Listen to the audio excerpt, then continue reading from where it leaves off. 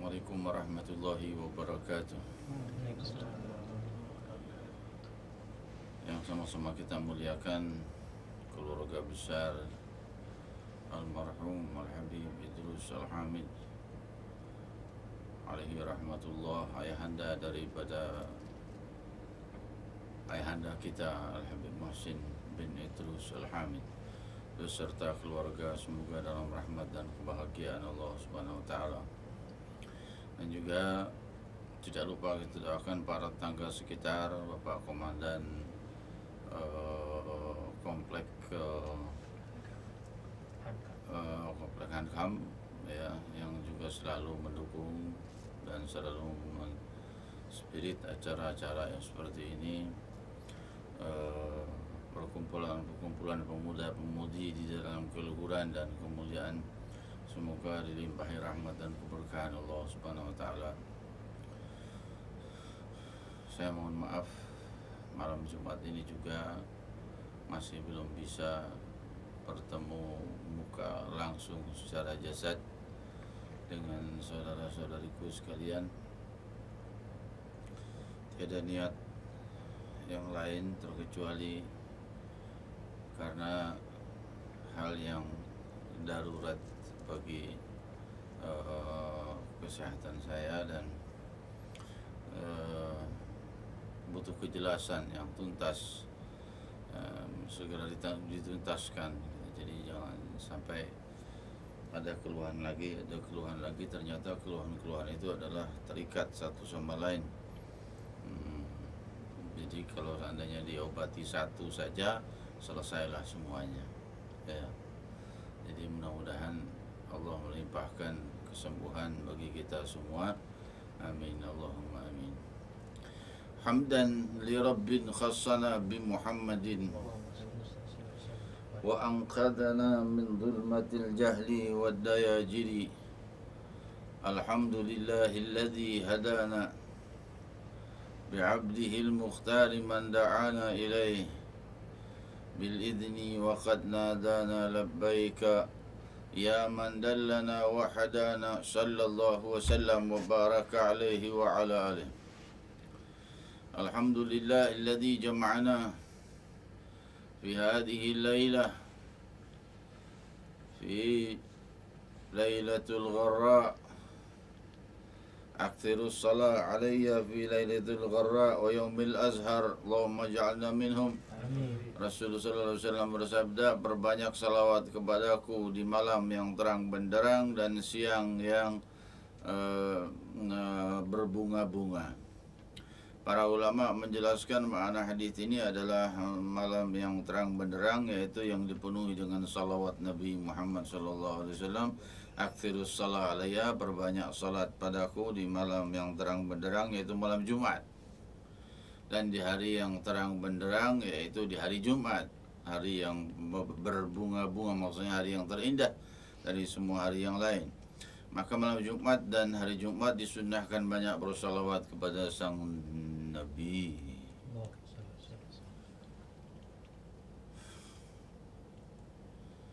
Kewibawaan makhluk yang paling berwibawa dari seluruh ciptaan Allah Subhanahu wa taala ini ditutupi oleh selendang kain kelembutan, kasih sayang dan keramahan. Kelembutan, keramahan, kasih sayang dan perhatian yang khusus, bimbingan yang luhur membuat kewibawaan sang Nabi sallallahu alaihi wasallam tertutup. Namun Allah SWT akan membuka kewibawaan itu kelak di hari kiamat. Maka kewibawaan itu terlihat, tiada satu manusia bibir pun terkecuali mengucapkan ya Muhammad, ya Muhammad, wahai Muhammad, wahai Muhammad. Demikian pula para nabi dan rasul menunggu jawaban dari Allah Subhanahu wa taala. Apa yang bisa terjadi atas mereka setelah itu, atas pribadi dan umat mereka lewat Nabi Muhammad SAW. Nabi SAW memberi syafaat kepada umatnya dan kepada para rasul dan nabi. Setelah itu para rasul dan nabi memberi syafaat kepada umat mereka masing-masing. Nabi SAW sahibus syafa'ah Sayyidina Muhammad SAW. Di saat itu semua orang akan sangat menggelegar tangis, isak dan jerit mereka atas lepasnya mereka dari hal yang membuat mereka terdekatkan dengan Sayyidina Muhammad. Mengertikah saudaraku, saudariku sekalian, saudara-saudariku yang hadir malam hari ini, mengertikah kita bahwa Allah Subhanahu wa taala tidak mau memberikan rahmat dan kasih sayang lagi di hari itu terkecuali lewat Muhammad? Tidak ada kasih sayang Allah Subhanahu wa taala di saat itu sebagaimana dikatakan di dalam riwayat Sahih Bukhari, Sahih Muslim dan lainnya. Tidak ada kelembutan Allah Subhanahu wa taala di hari itu terkecuali para nabi dan rasul berkata, hari ini hari di mana Allah yang sangat murka, belum pernah semurka ini dan tidak akan pernah murka semurka ini lagi selama-lamanya. Di hari yang demikian dahsyat, seluruh nabi dan rasul dan seluruh para hamba Allah SWT semuanya hanya berkata, nafsi nafsi idhabu ila ghairi. Lepas tangan mereka, diriku diriku, pergi kepada selainku. Jangankan ayah, jangankan ibu, jangankan kekasih, jangankan teman, semuanya meninggalkanmu, bahkan semuanya ingin menjebakmu ke dalam neraka. Kalau mereka bisa membuat mereka selamat, jangan menjebakmu ke dalam neraka. Jika ia terjebak sekali neraka, dia akan menuntut siapapun yang bisa ia tuntut, dan ia bebas menuntut siapapun dan apapun. Ketika seseorang masuk ke dalam surga, waladzbillah, dalam timbangan amal ternyata dosa-dosanya lebih berat ke dalam dia melebihi pahalanya, maka di saat itu yang mencari yang bisa ditagih dari hutang-hutang yang tersimpan dari file-file yang ada. Di sini kita punya simpanan file, di mana-mana punya simpanan file, di komputer di mana ini file amal bisa dibuka. Kehidupanku ditelusuri lagi, mana tuh yang bisa ku tarik. Di saat itu mereka akan menariknya. Cek, kelihatan. Aku waktu itu melihat wanita anu sampai aku bersyahwah karena yang buka auratnya. Panggil wanita itu, tuntut. Ya Allah, dosa yang nomor sekian puluh ratus ribu juta. Di situ aku terjebak kepada syahwat karena melihat wanita yang membuka auratnya itu. Maka wanita itu dipanggil, dituntut oleh Allah Subhanahu wa taala. Gara-gara kau. Maka lelaki itu terjebak di dalam syahwat. Maka kau harus membayar dosamu, kesalahanmu terhadap pria itu. Sang wanita pun demikian. Ketika ia sudah dirajih, maksud saya marjuh, rajih kekuatan timbangan dosanya lebih berat, marjuh itu kalah timbangan amal dosanya, ia pun mencari. Laki-laki fulan melihat auratku. Laki-laki fulan, ya Allah, mata-mata mereka itu mereka melihat auratku. Tarik mereka, wahai Allah Subhanahu wa taala. Jangan biarkan mereka masuk ke dalam surga karena mereka melihat auratku dan aku masuk neraka. Tarik lagi. ayah menarik anaknya, anak menarik ayahnya, ayah ibu menarik anaknya. Ibu berkata, tarik lagi, lihat. Di saat itu amal-amal pahala harus dikumpulkan. Amal pahalanya sedikit dia lihat. Memori di dalam hidupnya di masa sejak ia lahir, anak ini pernah kurang adab kepadanya. Sedikit kurang adab kena tuntutan. Hadirin hadirat yang dimuliakan Allah, dan segalanya di saat itu dituntut. Hadirin hadirat yang dimuliakan Allah, di saat itu semuanya dihisab. Dihisab, diperhitungkan, diadili seadil-adilnya di dalam sidang akbar yang tidak ada dusta padanya.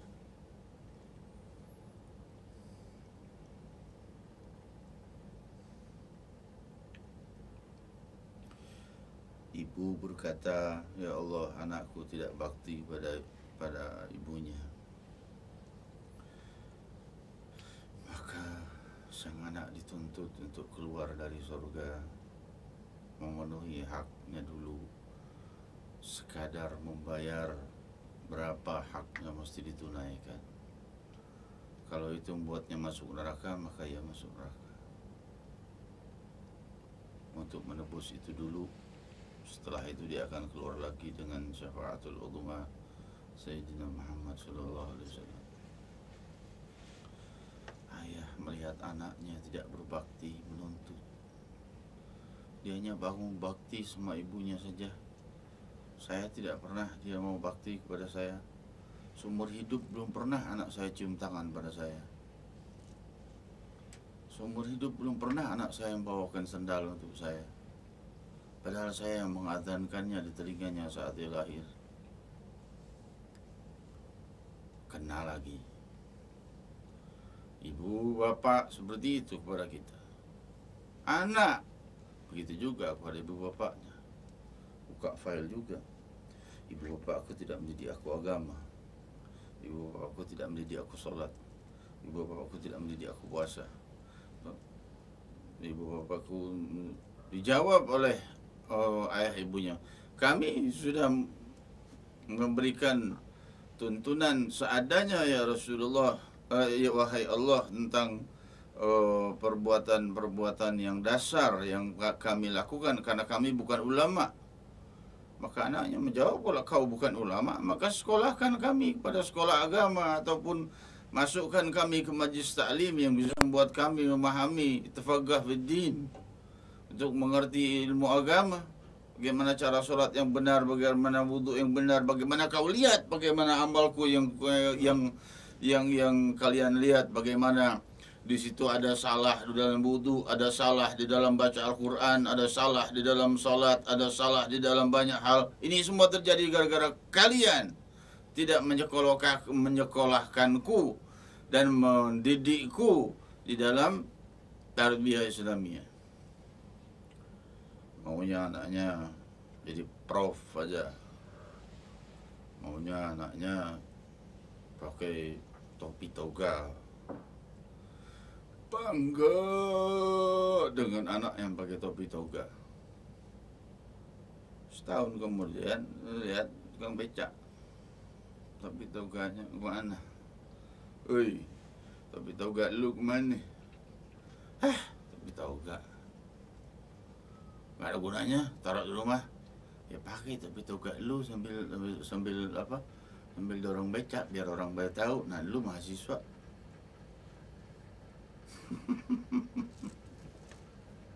Saudari-saudariku yang kemuliakan,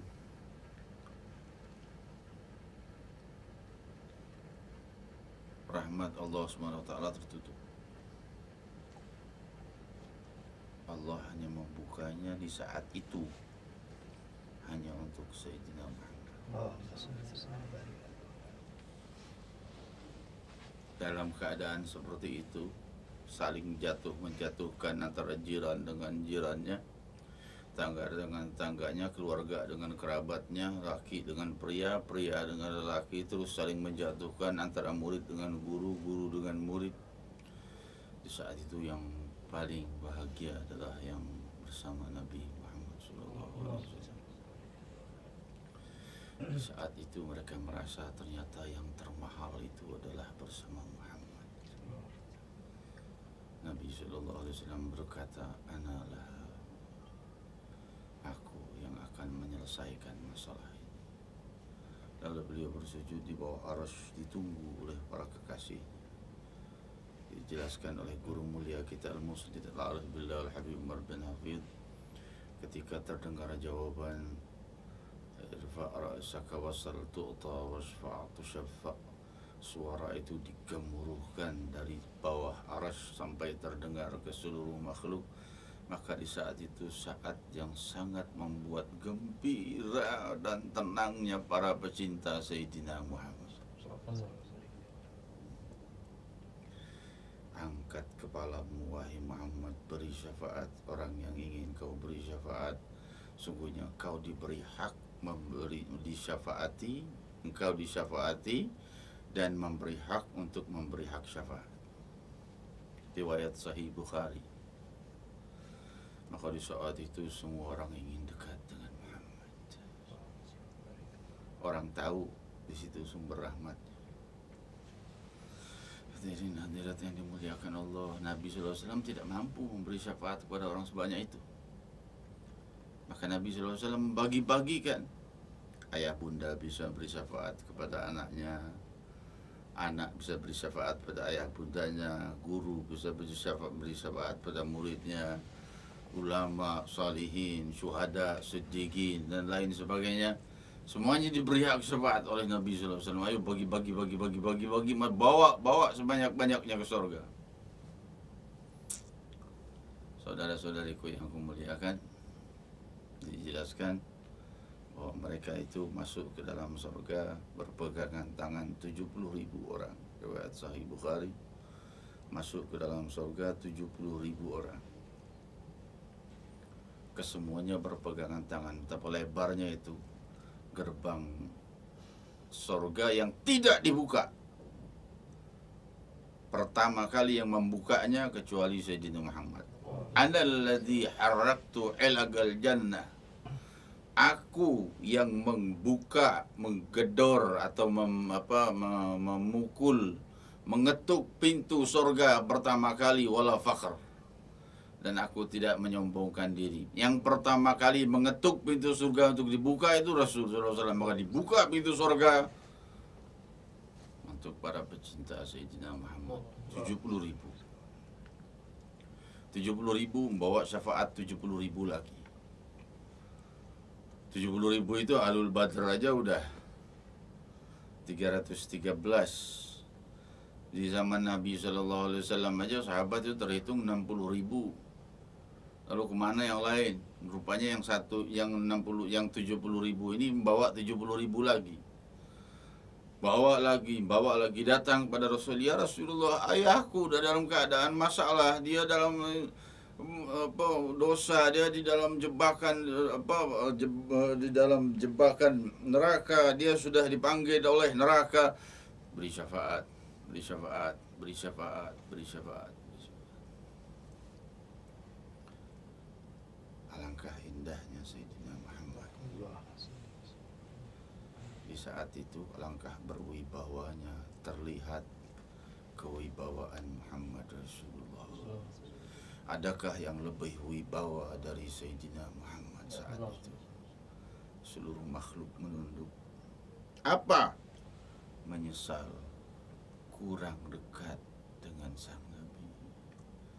Yang makin dekat pada Rasul, makin cepat selamat. Siapa mereka? Bagaimana kelompok orang-orang yang di saat itu setelah mengetahui syafaat itu datangnya bukan dari iblis, tapi datangnya dari sang Nabi.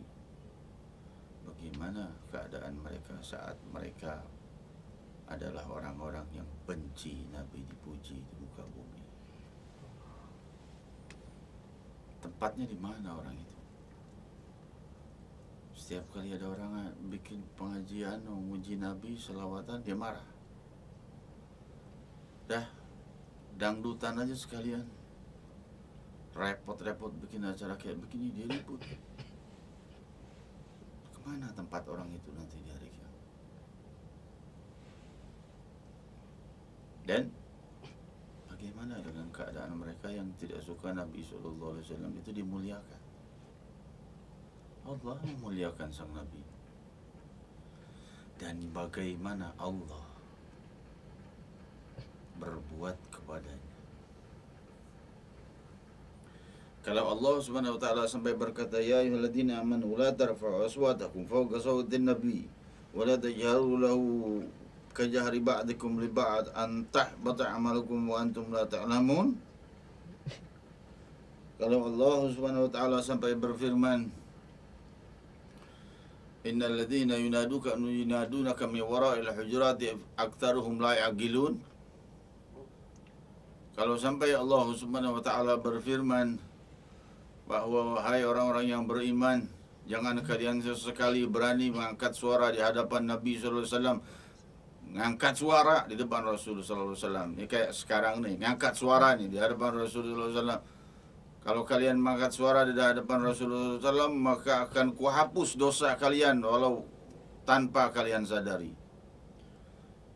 Bukan dosa besar lagi itu. Kalau dosa besar kan pahalanya tetap. Ini dihapus pahalanya semua. Itu yang dihadapi bukannya sahabat biasa, Ahlul Badar itu, Abu Bakar Umar radhiyallahu anhuma. Dua-duanya mertuanya Rasulullah sallallahu alaihi wasallam. Hadirin hadirat yang dimuliakan, yang satu mertua, yang satu ya dua-duanya mertuanya Rasulullah sallallahu alaihi wasallam.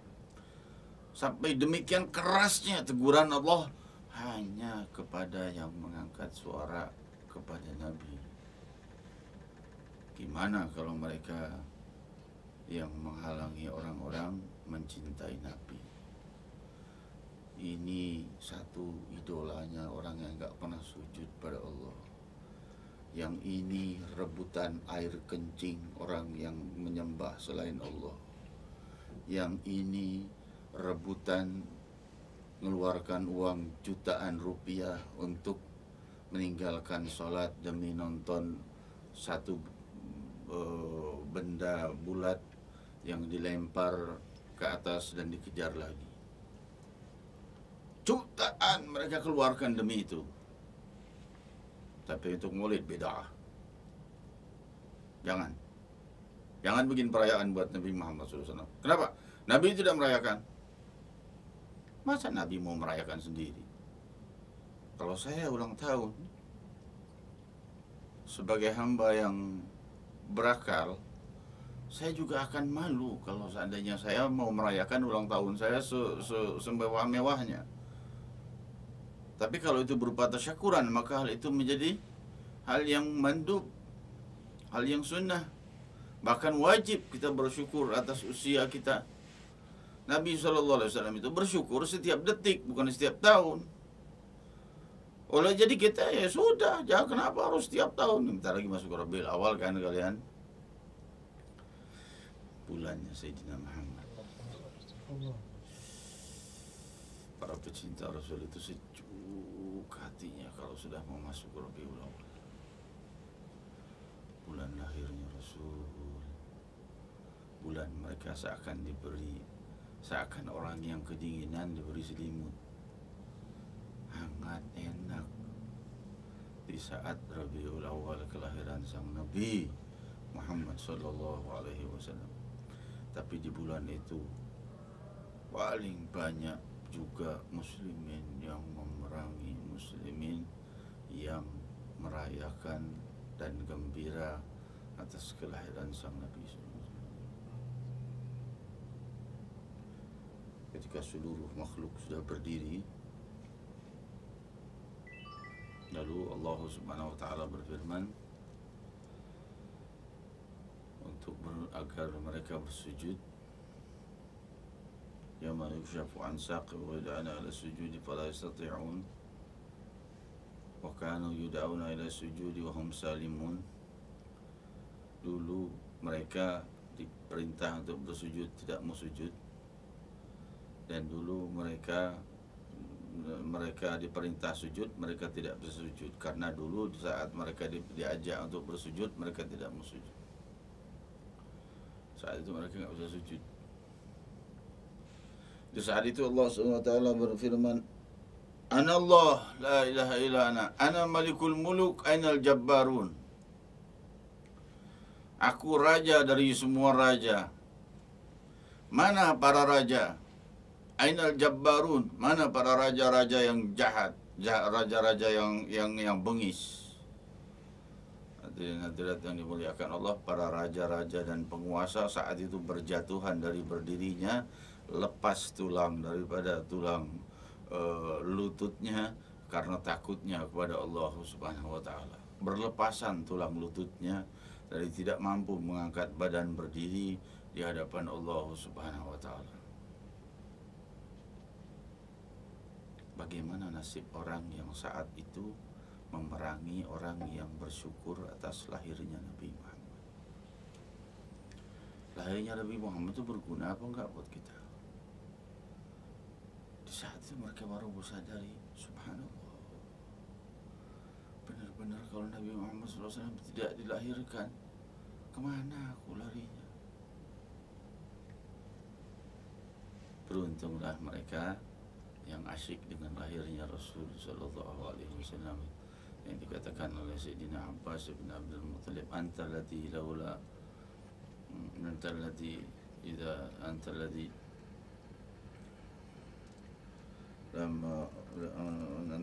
lamma wulidta, kaulah yang ketika kelahiranmu asyarqatil ufuq bin nuri wal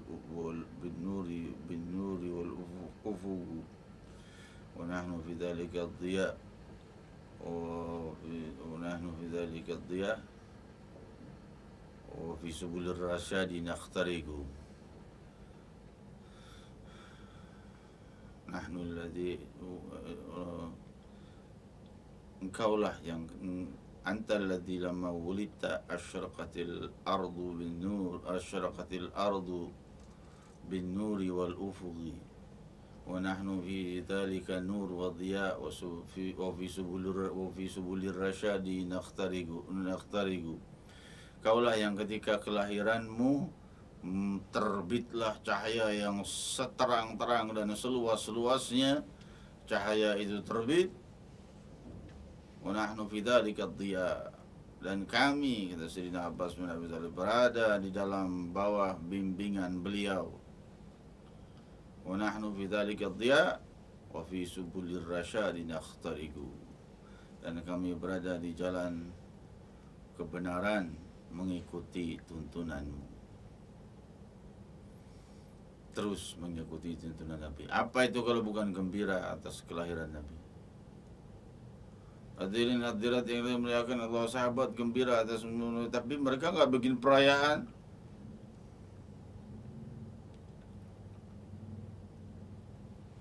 Para sahabat tidak butuh bikin perayaan untuk merayakan gembira atas kelahiran Nabi, karena mereka memang hidup matinya untuk Nabi.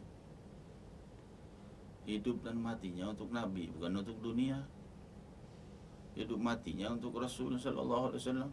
Sampai tabi'in mulai kacau, mulai idola mereka bukan Nabi Sallallahu Alaihi Wasallam lagi, sudah punya guru yang lain, guru lain, mulai ada lagi ajaran-ajaran yang mulai. Nah, di saat itu barulah dibikin acara tasakura setiap kelahiran Nabi Sallallahu Alaihi Wasallam.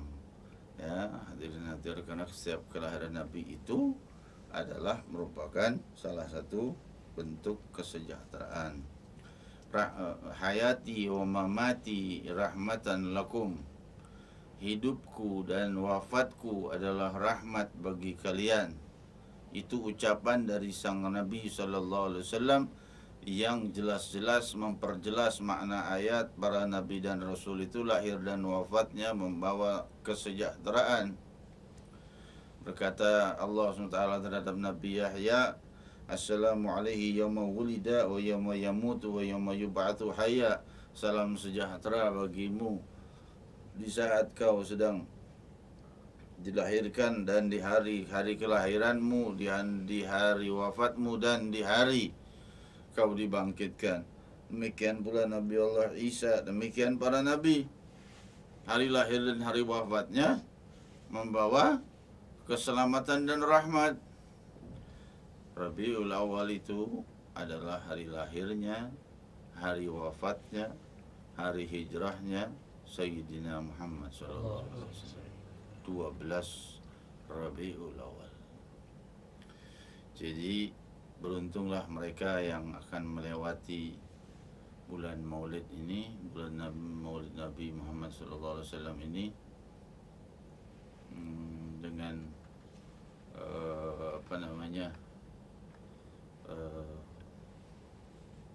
hati yang terang benderang dan gembira untuk merayakannya dengan tasyakuran. Maksudnya tasyakuran dengan merayakan itu tidak ada larangannya. Tasyakuran itu banyak, kata Imam Nawawi.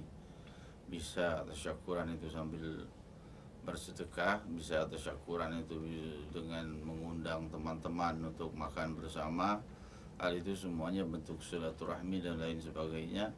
Boleh-boleh saja dengan membaca syair, karena membaca syair pujian terhadap Allah dan Rasul itu sudah jelas, tidak perlu kita bahas lagi, diperbolehkan oleh Nabi SAW, dan hal itu diperbolehkan dan dilanjutkan sampai para sahabat. Pujian syair terhadap Allah dan Rasul.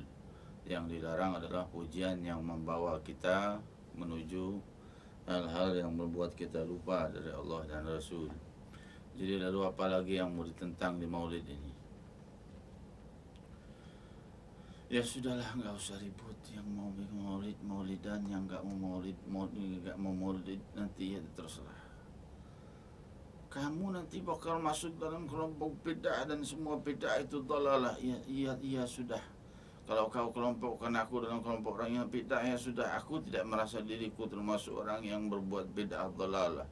Maka nanti jawabannya di hari kiamat. Kasarnya, kau di mana, aku di mana? Di mana orang-orang yang mencintai Nabi Muhammad SAW, dan di mana orang-orang yang divonis melakukan maulid dan bid'ah dhalalah? Di mana kelompok mereka? Di mana itu kelompok orang-orang yang mengatakan bahwa memuji Nabi adalah musyrik karena kultus? Di mana pihak orang yang selalu asyik memuji Nabi? Syekh Farazdak alaihi rahmatullah ketika ziarah ke makam Rasul membaca syair-syair pujian pada Rasul di makam Rasul. Tiap tahun begitu memang.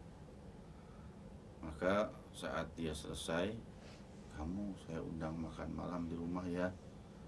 Biasa di sana undangan makan malam atau makan siang bagi orang-orang asing yang kelihatan asing, subuh, duhur, malam. Ini orang bukan orang sini nih, undang makan siang itu biasa, itu di negeri Arab ya. Apalagi di Masjidil Haram.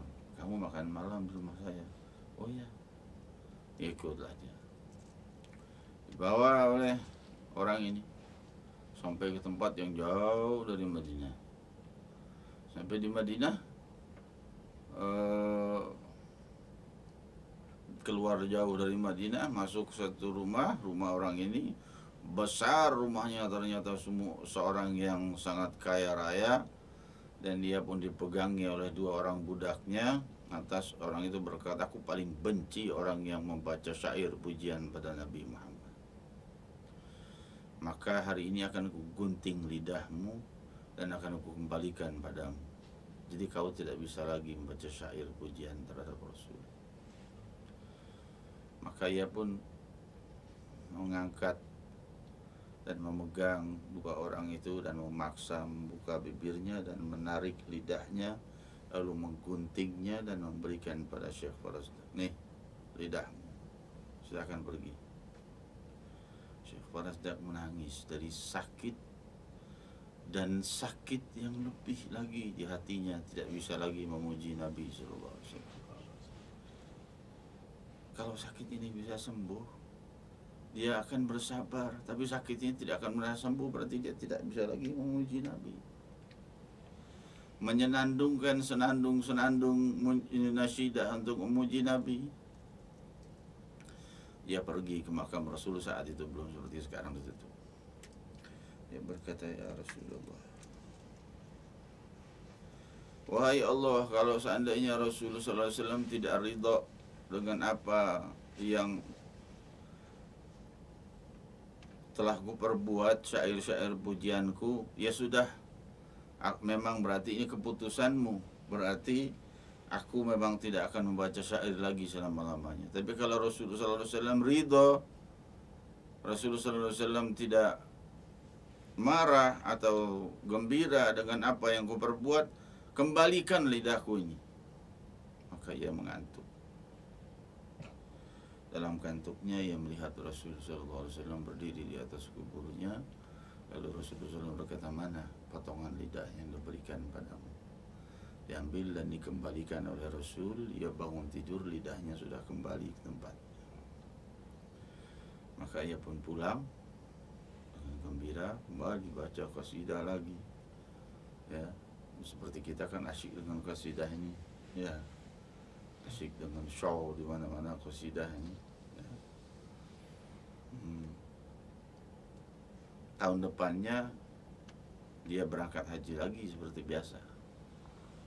Ada lagi yang undang. Dilihat dulu sama dia. Orang baik-baik kayaknya.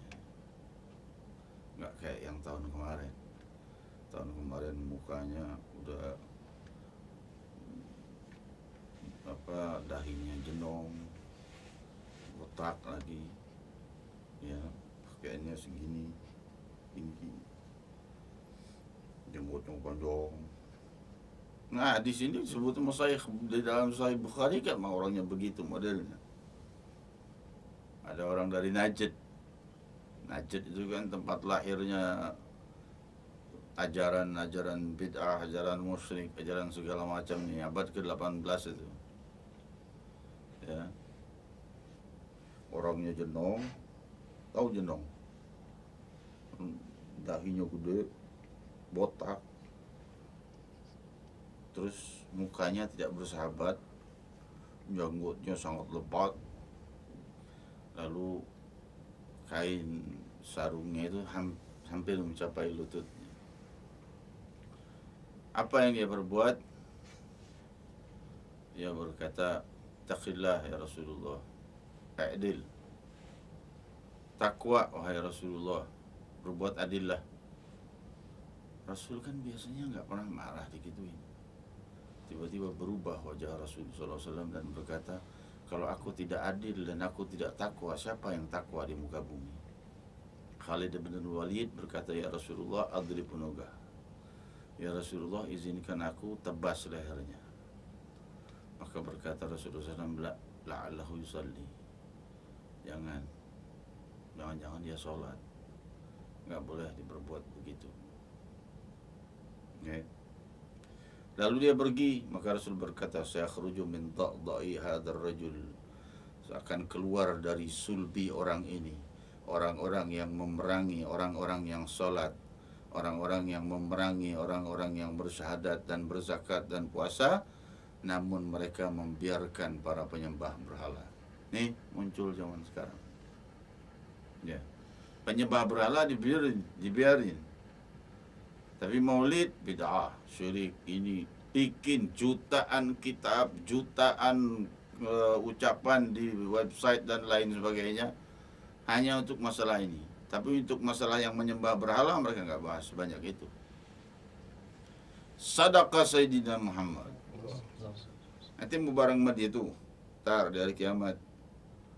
Kalau keluar dari sulbinya lagi ikut sama sulbinya, ikut sama dia, ya. Ogah. Ikut sama Rasulullah SAW, mau ikut sama dia. Alah. Kira-kira yang ikut sama dia gimana tuh? Kamu dikelompokkan sama dia. Na'udzubillah minasyaitonirrajim. Jangan sampai dah. Ya. Kita ngikut orang-orang yang cinta sama Nabi aja deh. Ya, orang yang sangat cinta sama Rasul. Kadang-kadang banyak yang polos, yang gak punya dalil, tapi diterima sama Rasul SAW cintanya. Seperti orang yang cinta kepada surat Al-Ikhlas, Imam Masjid Quba. Dia gak punya dalil, tanya dalilnya. Hei, kamu ini tiap hari habis sholat Fatihah baca Ikhlas, baru surat lain. Baca Fatihah, surat Al-Ikhlas, baru baca yang lain.